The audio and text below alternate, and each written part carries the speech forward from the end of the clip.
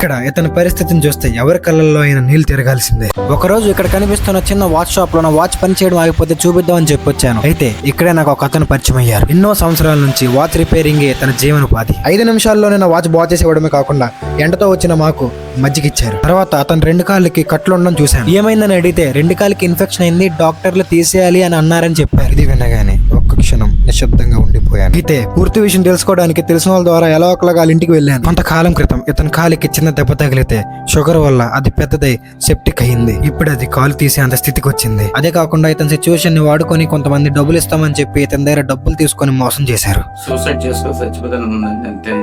Watch maker ఇతని వృత్తి. కాలు లేకపోతే దేనికి పనికిరానన్న ఒక బాధ. ఇలాంటి కష్టమైన సమయంలో అయిన వాళ్ళందరూ వదిలేశారన్న ఒక కోపం. అయినా ఎంత మంచి మనిషికి అయిన వాళ్ళు ఎవరు లేరా, మనం లేమా? ఆయుర్వేదిక్ ట్రీట్మెంట్ చేస్తే ఇతను క్యూర్ అయ్యే ఛాన్స్ ఉందని చెప్పి డాక్టర్స్ చెప్పారు. మేమున్నామని ధైర్యం చెప్పి అక్కడ నుంచి స్టార్ట్ అయ్యాను. ఇదేదో ఎండ్లో వచ్చింది నాకు సాయం చేశారని చెప్పి చేయట్లేదు. మనుషుల్లో ఇంకా మానవత్వం బతికి ఉందని చెప్పి నిరూపించడానికి చేస్తున్నాను. మీరు చేసే ప్రతి రూపాయి ఒక మనిషి మార్పుకు దారితీస్తుంది.